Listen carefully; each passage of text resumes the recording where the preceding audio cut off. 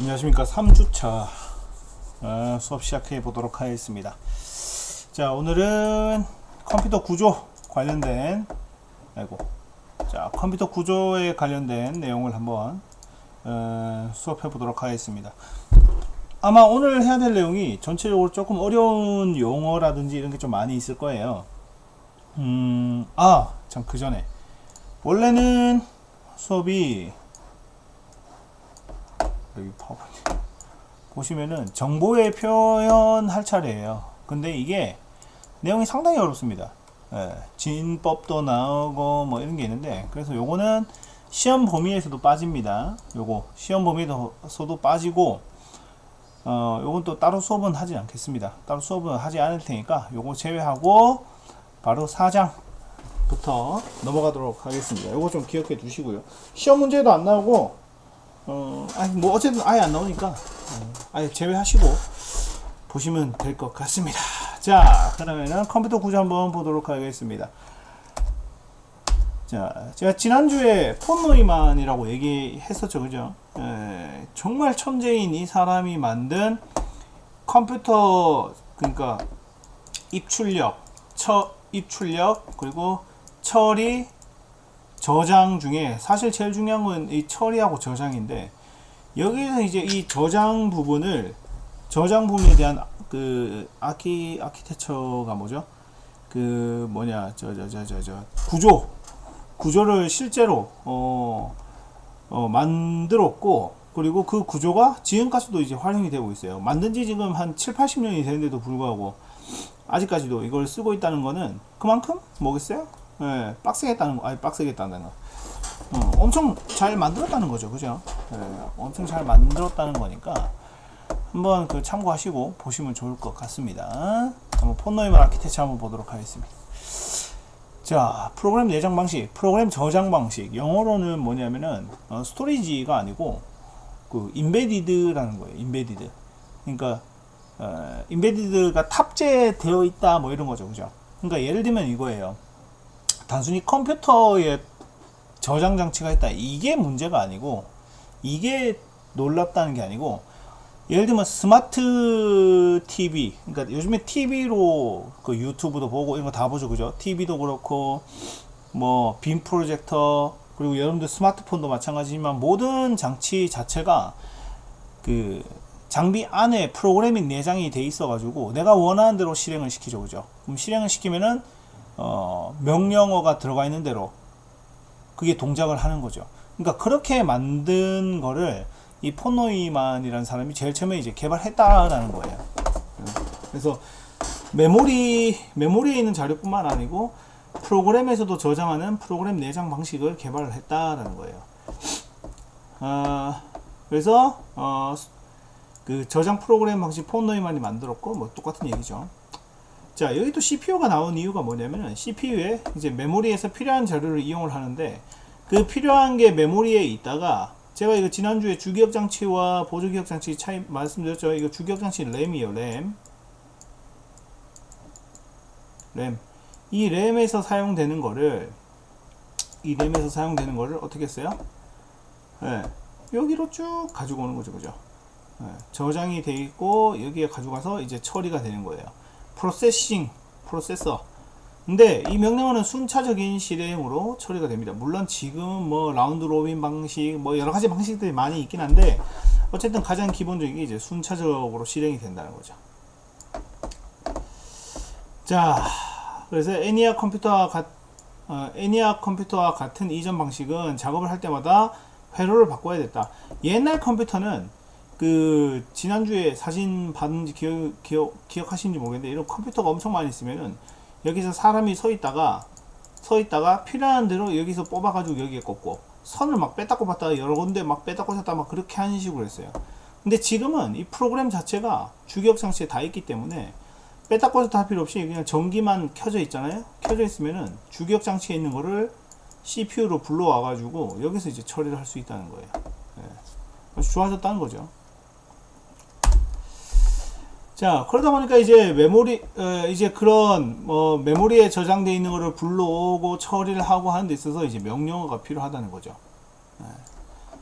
명령이 필요한데 이 부분은 그냥 아 이런 게 있구나 하고 그냥 넘어가셔도 됩니다. 이 내용이 좀 상당히 좀 어려운 부분이라서 어려운 부분이 없지 않아 있다 보니까 여러분들 이건 그냥 넘어가셔도 넘어가시는 것보다 그냥 아 이런 게 있구나 이렇게 보시면 됩니다. 자, 메모리에 저장이 되고 프로그램을 구성하는 명령어의 형식이나 종류다 라는 건데, 어쨌든 명령어의 구성을 보게 되면은 연산 부분과 피연산 부분이 있어요. 네. 연산은 더하기 빼기 곱하기 나누기를 얘기하는 거고, 이 피연산은 뭐 1 더하기 1 이렇게 있다. 그럼 얘가 연산이고 얘가 피연산적, 이렇게 얘가 연산이고 여기 숫자 1 하고 1 얘가 피연산이죠, 그죠?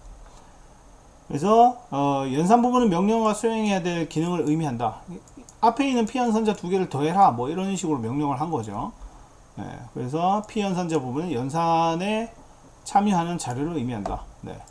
연산 더하기 연산을 하는데 1 더하기 1 했다. 이 두 개의 자료가 온다는 거죠, 그죠? 기본적인 명령어는 전부 다 16비트로 구성이 되어 있습니다. 뭐 원래는 바이트, 비트,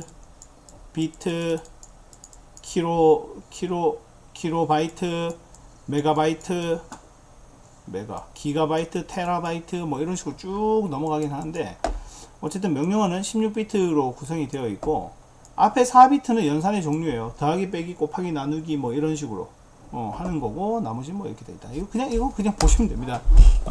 설명이 좀 어렵긴 한데, 내용이 좀 어렵긴 한데 그냥 이런 게 있구나 해서 보시면 되고요. 연산자는 이제 원래 그 컴퓨터는 이진수로 되어 있다 보니까 그거를 이해하기 어렵죠. 이해하기 어려우니까 이해하기 어렵다 보니까 그걸 사람이 알아둘 수 있는 용어로 바꿨어요. 그래서 ADD 뭐 더하기, LDA, STA 그리고 HLT 이런 식으로 해서 기호로 사용을 하게 되고, 피연산자 같으면 A, B, C, D 이런 식으로 또 나타나게 되죠. 이렇게. 자, 저그 번호입니다. 저그 번호 로우 레벨이에요. 로우 레벨. 그럼 당연히 하이 레벨도 있겠죠, 그죠? 자, 저장 장치에 사용되는 프로그램 언어는 다 저급이에요. 낮은 레벨의 언어입니다. 사람이 이해할 수는 없어요. 예전 뭐 초창기에야 이해했겠죠. 근데 요즘에는 이진법 자체를 수업도 안 하고 배울 수 있는 곳이 없다 보니까 어쨌든 사람에게는 익숙하진 않지만 컴퓨터에게 작업을 지시할 수 있는 언어다. 그 0하고 1로 구성이 되어 있겠죠, 그죠? 그래서 저급 언어에는 크게 보면 두 종류가 있어요. 저급 언어는 크게 보면 딱 두 개예요. 기계어하고 어셈블리어, 이 두 개가 있습니다. 그러니까 기계어는 컴퓨터가 알아들을 수 있는 거라고 말씀드렸죠, 그죠? 컴퓨터가 알아들을 수 있는 언어인데, 중요한 거는 컴퓨터만 알아들을 수 있는 거 하다 보니까 사람이 사용하기 너무 어려워요. 근데 이 컴퓨터를 내가 명령을 해야 돼. 그래서 기계어만 사용했었던 그 시대, 70년대, 80년대는 어떻게 했느냐, 이걸 좀 바꿔보자. 그래서 나온 게 어셈블리어라고, 저급 언어 중에서도 그나마 조금 높은 수준의 언어가 탄생하게 됐죠. 그래서 어셈블리어. 지금의 뭐 프로그램 언어보다는 좀 어렵긴 하지만 어쨌든 저급 언어의 가장 대표적인 거는 기계어와 어셈블리어가 있다. 고급 언어의 가장 대표적인 건 뭐가 있겠어요? 여기 뒤쪽에 나올 텐데 C, 자바, C++, 뭐 이런 것들이 있겠죠. 자, 다양한 기억 장치 한번 보도록 하겠습니다. 다양한 기억 장치라는데 사실 기억 장치가 가장 대표적인 건 이거죠. 램. 네. 자, 주기억 장치 램이에요. 주기억 장치 메모장. 자, 주기억 장치 램입니다. 램. 랜덤 액세스 메모리 가장 대표적인 게 램이에요. 램. 이 램은 중앙 처리 장치가 처리할 작업을 명령어나 프로그램에서 사용할 자료를 저장을 하는 거예요. 임시 저장 장치라고 생각하시면 돼요. 주기억 장치는. 실제로 이 자료들이 사용되는 곳은 CPU에서 계산되는 거예요. 근데 CPU에서 바로바로 이 모든 자료를 CPU에 다 가지고 있기에는 이 양이 너무 부족하니까 램에 가지고 있다가 램에서 일로 보내는 거예요. 근데 램은 또 이게 너무 막 10기가, 20기가, 30기가 넘어간다. 그럼 용량이 너무 크니까 어디다가 가 있어요? 하드디스크에 가 있죠, 그죠? 하드디스크나 SSD 같은 데 가겠죠. 자, 주기억 장치 구조. 기본적인 구조. 램은 여러분들 램은 어떻게 구성이 되어 있냐면 이게 램이다. 램은 방으로 구성되어 있어요. 이렇게 방으로 이렇게 구성이 되어 있는데, 이 방에서 어떻게 되느냐, 각각의 주소가 있어요. 주소가 이렇게 있어요. 1번 주소, 2번 주소, 3번 주소, 4번 주소. 근데 랜덤으로 들어가요. 여기에 들어갈 때도 있고, 여기 들어갈 때도 있고, 여기 들어갈 때도 있고, 여기 랜덤으로 들어갑니다. 랜덤으로. 그래서 랜덤 액세스 메모리예요. 네, 랜덤으로 들어가고. 근데 그렇게 하다 보니까 이 주소가 상당히 크다 보니까 이 주소를 외우기가 어렵죠. 보시면 주소가 이렇게 돼 있어요. 이렇게 16진수로 해가지고 이렇게 돼 있습니다. 이거 어렵죠, 그죠? 이 어려우니까 이거를 변수명으로 해가지고 뭐 int a는 7 뭐 이런 식으로 하는데, 뭐 그거까지는 볼 필요 없고, 어쨌든 각각의 방에는 이런 주소가 있고, 이 주소에서 CPU가 야 0000 사이에 있는 데이터 가지고 와 이러면은 여기 있는 게 쭉 가가지고 사용되고 뭐 이런 겁니다. 그래서 이거를 넘겨주는 애가 버스예요. 버스. 정말 버스, 말 그대로 버스.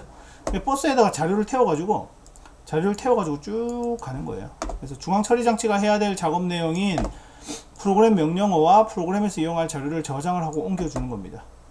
그래서 주기억 장치의 구조는 주소와 버스 이렇게 돼 있긴 한데, 뭐 버스는 어쨌든 옮겨주는 애다 라고 생각하시면 돼요. 그래서 이 데이터를 필요한 곳에 갖다 주는 거, 이런 것들을 얘기를 합니다. 그래서 램 보시면은 주기억 장치는 크게 보면 두 개예요. 주기억 장치는 램만 적어놨는데, 많이 사용하는 게 램이고, 그 다음에 롬도 있어요. 롬. 근데 우리가 사용하는 건 램이죠. 그럼 모든 컴퓨터 램하고 롬하고 다 있어요. 램하고 롬하고 다 있는데, 롬은 여러분들 모르셔도 됩니다. 대부분 다 램만 사용하기 때문에. 여기 랜덤 액세스 메모리라고 계속 돼 있죠, 그죠? 임의 접근 메모리. 그래서 소멸성이다. 껐다 키면 다 지워져요. 껐다 키면 다 지워지고, 읽고 쓰고 하는 걸 다 할 수 있다. 램은 D램과 S램, 뭐 DR, 뭐 DDR 지금 5까지 나왔나? DDR5까지 나온지 모르겠네요. 어쨌든 이런 식으로 해가지고 램은 계속 뭐 크게 보면 종류가 두 가지가 있는데, 거기에서 이제 또 발달되고 뭐 이렇게 되는데, D램은 전원이 연결되어 있는 상태에서 일정한 주기마다 정기적인 재충전이 필요하다 이렇게 되는데, 클럭이 딱 돼 있으면 여기 이때 동작하는 거, 여기 이때 동작하는 거, 둘 다 동작하는 거 이런 거인데, 내용이 좀 어려우니까 그냥 이렇게만 보시면 될 것 같아요. 자, 그리고 S램이 사실 돈이 되는 건데, 전원만 연결됐으면 정보가 지워지지 않는 저장 장치인데, 대부분 캐시 메모리에 주로 사용이 된다. 캐시 메모리는 또 뭐야 하는데, 이 뒤쪽에 나오긴 할 텐데, 이거 속도 맞춰주는 거예요. 컴퓨터 간단하게 얘기하자면은 CPU 속도, 램 속도, 하드디스크 속도가 다 다르잖아요. 다 다르면은 원래는 누구 따라가겠어요? 제일 느린 애를 따라가겠죠. 그럼 제일 느린 애를 따라가다 보면은 컴퓨터 속도가 느려지겠죠. 그럼 어떻게 해야 돼요? 어떻게든 평균을 맞춰야 되겠죠. 그때 사용하는 게 뭐 캐시 메모리인데, 나중에 나오면 그때 보도록 하고요. 자, 그 다음에 기억 장치 롬입니다. 롬. 이건 여러분들 거의 만질 일은 거의 없어요. 메인보드 이렇게 보시면은 여기 좀 제일 큰 IC 칩이 있어요. IC 칩이 롬이라고 보시면 되는데, 얘 같으면은 그 롬이 뭐의 약자면 랜덤 액세스가 아니고, 오니까 랜덤 오브 메모리가 아니고 리드 온리, 여기 있구나. 리드 온리 메모리예요. 읽는 것만 되는 거예요. 읽기만 가능한 거. 컴퓨터에서 뭐 예를 들면 이거예요. 저기 마더보드 만드는 회사에서 어떤 프로그램을 만들었어요. 이 마더보드를 제어하는 프로그램 만들었는데, 그걸 여기에 삽입했다. 그러면은 이거 못 바꾸는 거예요. 못 바꾸긴 하는데, 사실 요즘에는 그 EPROM이라고 해가지고 지울 수 있는 방법도 있어요. 물론 우리가 일반적으로는 지울 수는 없어요. 자, 보시면은 종류는 마스크롬, P롬, 그리고 EPROM 여기 적혀있죠. EPROM은 이레이저블, 지울 수 있는 거예요. 지워서 프로그램을 할 수 있게 한 거 롬인데, 이거는 자외선이나 엑스레이선을 이용해서 하는 거라서 우리가 할 수는 없겠죠, 그죠? 어쨌든 지웠다가 할 수 있는 거. 그리고 P롬이라고 해가지고 임의 프로그램을 기억하는 거. 그리고 마스크롬, 일반적으로 우리 컴퓨터에 있는 건 다 마스크롬이라고 생각하시면 됩니다. 자, 제가 아까 전에 롬의 바이오스 얘기했었는데, 바이오스라고 해가지고 이 메인보드 전체에 연결되어 있는 얘들, 뭐 CPU, 롬, 그래픽카드 이런 애들 다 제어할 수 있는 프로그램이 여기 롬에 들어가 있는데 그게 바이오스예요. 그래서 뭐 베이직 인풋 아웃풋 시스템이라고 해가지고 뭐 어떤 분은 원래 용어는 베이직 인풋 아웃풋 시스템이 어떤 분은 보드 인 OS 뭐 이렇게 얘기하시는 분도 있고 뭐 여러 가지 말이 있는데 어쨌든 입출력 기본 입출력을 처리하는 시스템인데 이거는 모든 컴퓨터에 다 있죠, 그죠? 모든 컴퓨터 다 있고 이 컴퓨터를 제어하는 거죠. 제어해 가지고 하는 건데 이거 잘못 건들면은 컴퓨터 자체가 아예 다 날아가거나 문제가 생기거나 뭐 그런 경우가 있긴 한데 될 수 있으면 안 건드는 게 좋죠, 그죠? 안 건드는 게 좋고 그냥 있는 거 그냥 쓰시는 게 제일 좋아요. 자, 그다음 포스트라고 해가지고 파워 온 셀프 테스트라고 해갖고 띠리릿 컴퓨터 딱 켜면 띠리릿 뭐 이런 소리 나죠, 그죠? 그때 모든 하드웨어 컴퓨터 껐다 켜서 보여줄 수가 없어서 그렇긴 한데 딱 키면은 처음에 뭐 CPU가 얼마고 램이 얼마고 하드디스크가 얼마고 뭐 이런 식으로 쭉 체크하는 게 있어요. 다 체크하고 처리하고 뭐 이렇게 하는 거 그게 포스트라고 얘기를 합니다. 그래서 만약에 문제가 있으면 야, 네 컴퓨터 지금 문제 생겼으니까 한번 확인해봐 이런 식으로 딱 띄워주는 거 가끔 여러분들 보신 적 있으실 거예요. 자, 캐시 메모리 아까 제가 얘기했었죠, 그죠? 속도 맞춰주는 거 주변 기기의 속도를 빠르게 하는 가장 대표적인 방법으로 캐시 메모리를 사용한다. 캐시 돈이 아니고 여기 있네. CACHE 해가지고 캐시. 생각해보면 캐시가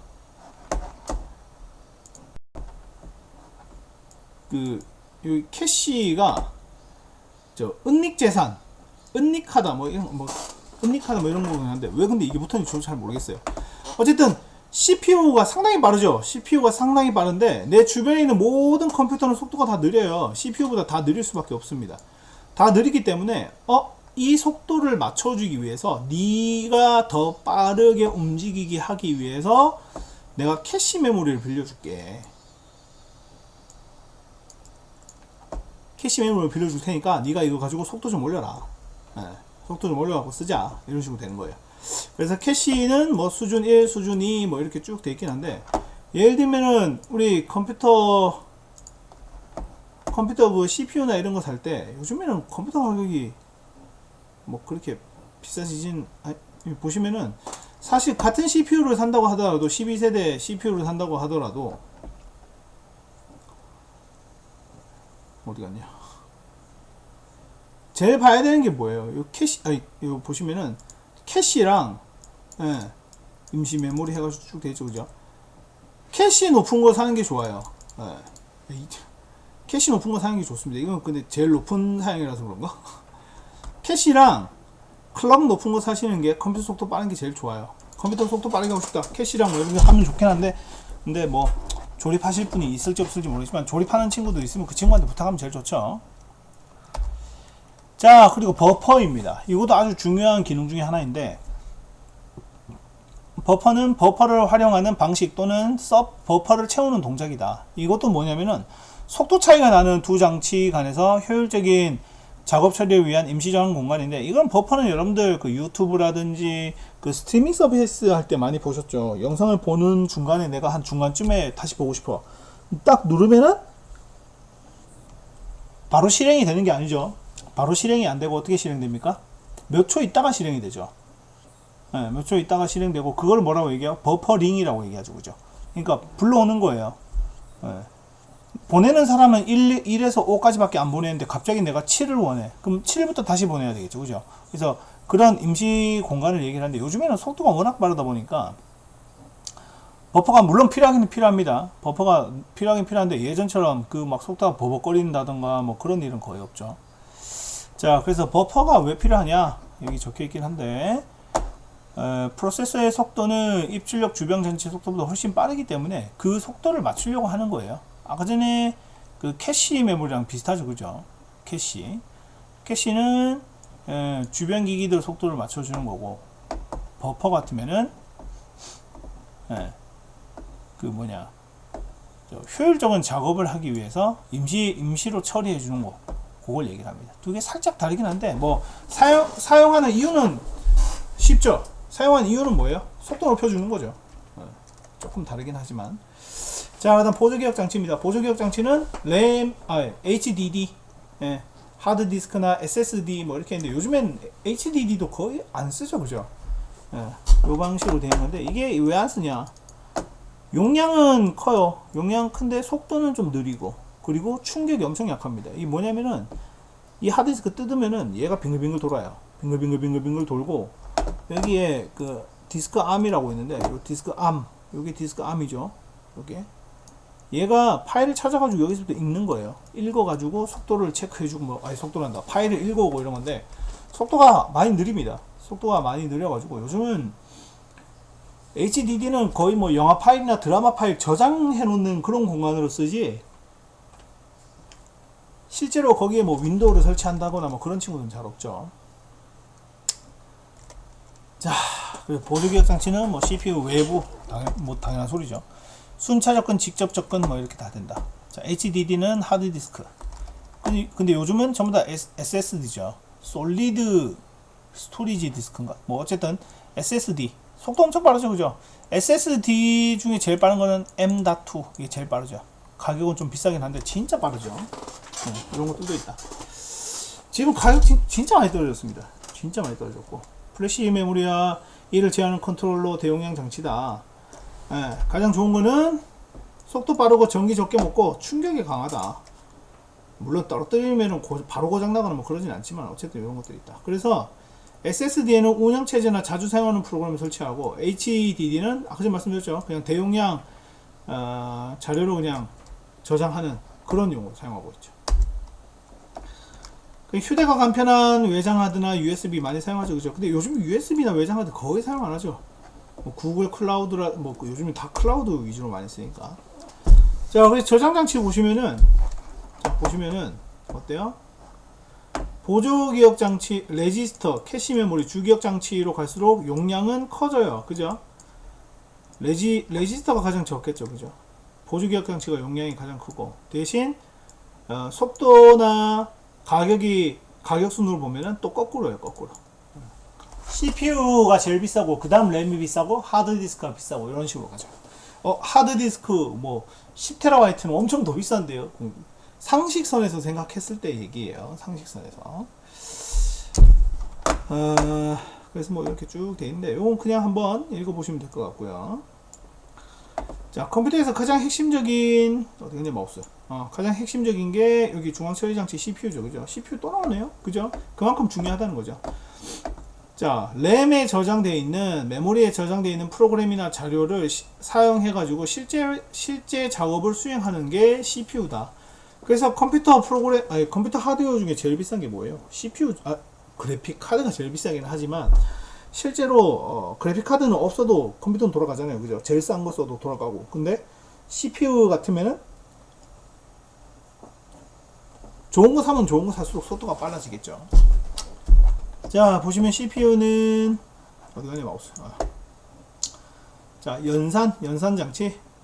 말 그대로 계산이죠, 그죠? 자료의 연산을 수행하는 거. 그리고 제어 장치. 제어는 뭐예요? 컴퓨터의 작동을 제어하는 거고. 레지스터는 연산에 필요한 자료를 임시로 저장하는 거죠. 임시로 저장하는 거. 그리고 버스는 옮겨주는 거라고 말씀드렸죠, 그죠? 버스는 옮겨주는 거.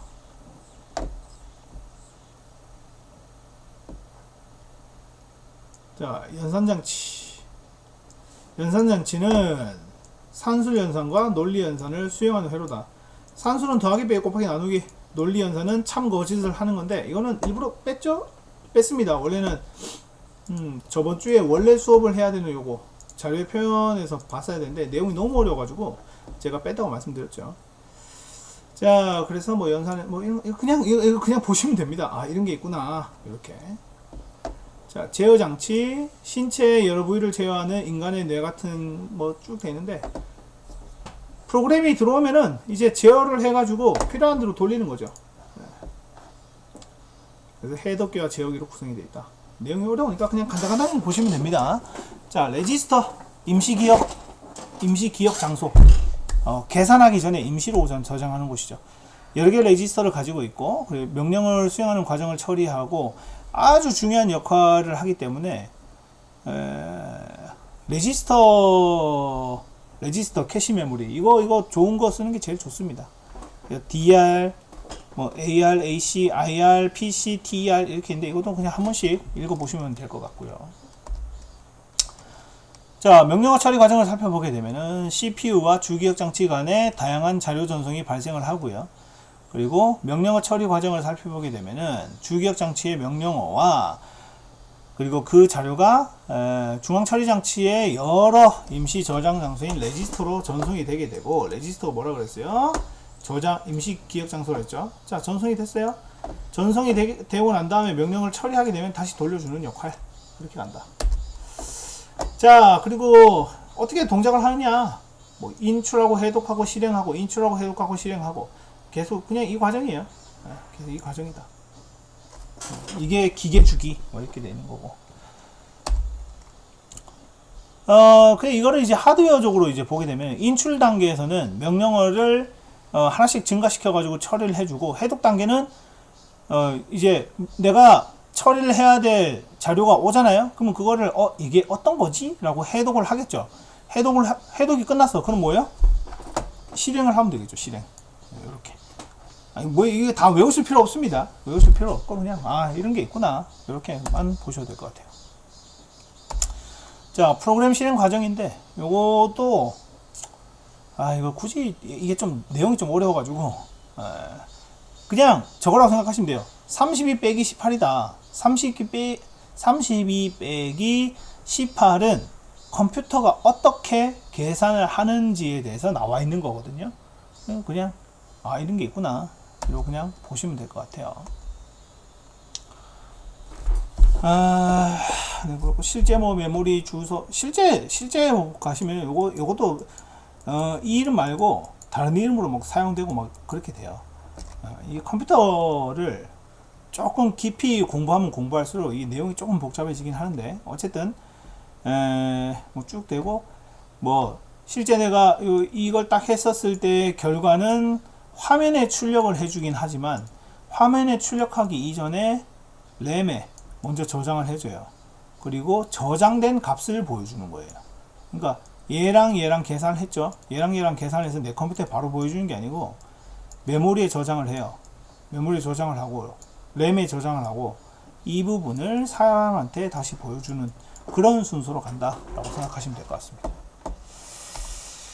자, 컴퓨터의 구조 한번 살펴보도록 하겠습니다. 이것도 좀 내용이 이 부분도 좀 내용이 어렵긴 한데, 자, 보시면은 컴퓨터가 한 번에 처리할 수 있는 작업의 데이터 크기를 워드 사이즈라고 얘기합니다. 워드 사이즈를 얘기하는데, 동시에 여러 개가 들어오면 어떻게 되겠어요? 동시에 작업이 막 들어와요. 그럼 어떻게 되겠어요? 여기 문제가 생기겠죠. 그래서 이게 병목 현상이 일어나는 거예요. 병목 현상. 그래서 이거를 속도를 높여주는 게 중요하겠죠. 그죠? 속도를 높여주는 게 중요한데, 예전에는 우리가 32비트 컴퓨터를 다 썼어요. 32비트 컴퓨터를 다 썼는데 지금은 다 64비트예요. 32비트 자체가 나오질 않아요, 요즘에는. 그런데 이게 웃긴 게 뭐 있냐? 진짜 깜짝 놀랄 일이 생겼죠. 그죠? 무슨 깜짝 놀랄 일이 생겼냐?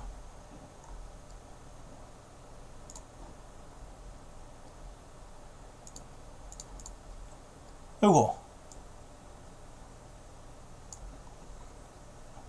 안 나와 있나? 여기 여기 보세요. 지금 여러분들 컴퓨터가 다 64비트인데 이 웃긴 게 뭐예요? 32비트예요. 아니 무슨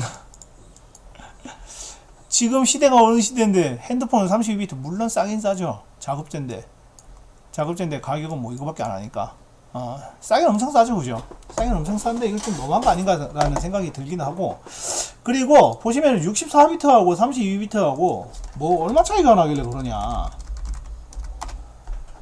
자, 계산하는 방법 참 쉽습니다. 몇 배 차이 나요? 2배 차이 납니까? 2배 차이 아니에요. 2배 차이 나면은 굳이 2배밖에 차이가 안 나? 그러면 굳이 이걸 쓸 필요가 있나? 이렇게 생각되죠. 자, 2배 차이가 아니고, 제가 컴퓨터는 이진수라고 그랬죠. 이진수에 32비트는 자, 요 정도예요. 요 정도 가격이래. 요 정도 속도입니다. 그래서 우리 USB 같은데 영화 담다 보면은 가끔씩 4기가 이상의 영화는 담을 수 없습니다. 이렇게 뜨는 경우가 있습니다. 그럼 어떻게 하느냐? 그 포맷을 해야 돼요. 이렇게 해서 속성값 보시면은 PAT 방식이 뭐냐? 저게 안 돼요. 4기가 이상 안 담기는데, 그래서 NTFS 방식을 써야 되거든요. NTF 방식은 64비트예요. 그래서 이런 걸 써야 됩니다. 자, 어쨌든 자, 요 보시면은 64비트하고 32비트 몇 배 차이가 나느냐? 자, 요렇게 됐죠. 그러면은 64비트는 몇 배냐? 이만큼 차이 나요. 숫자 봐요. 장난 아니죠, 그죠? 네. 장난 아닙니다. 이렇게 차이가 납니다. 이렇게 차이. 네.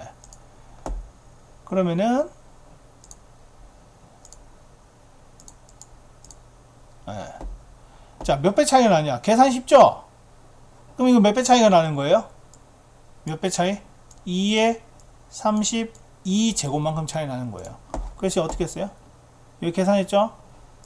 2의 32제곱 곱하기 2의 32제곱 하니까 어떻게 돼요? 여기 2의 64제곱만큼 가격이라, 왜 자꾸 가격이라 그러지? 속도가 똑같죠, 그죠? 이렇게 되는 겁니다. 그래서 제가 만약에 시험 문제 32비트와 64비트가 몇 배 차이 나느냐? 뭐예요?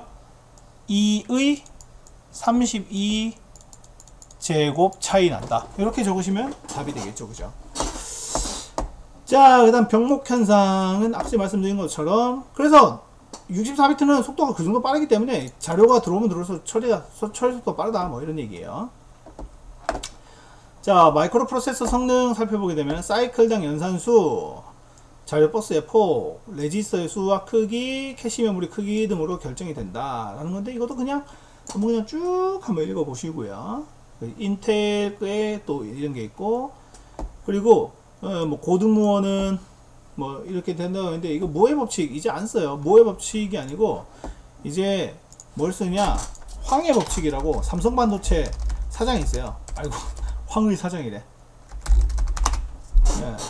삼성 반도체 사장이 있는데 1년에 2배 증가한다고 하는 거예요. 황해 법칙. 이거 삼성 반도체 사장이 한 거예요. 그래가지고 쭉쭉쭉 하다가 물론 깨지긴 했습니다. 물론 그게 안 됐다, 안 되긴 했는데, 어쨌든 요 뭐냐, 어디 갔냐, 모의 법칙은 거의 끝난 거나 다름없고 이제는 황해 법칙이다. 1년에 2배씩 올라간다, 이렇게 바뀌었어요.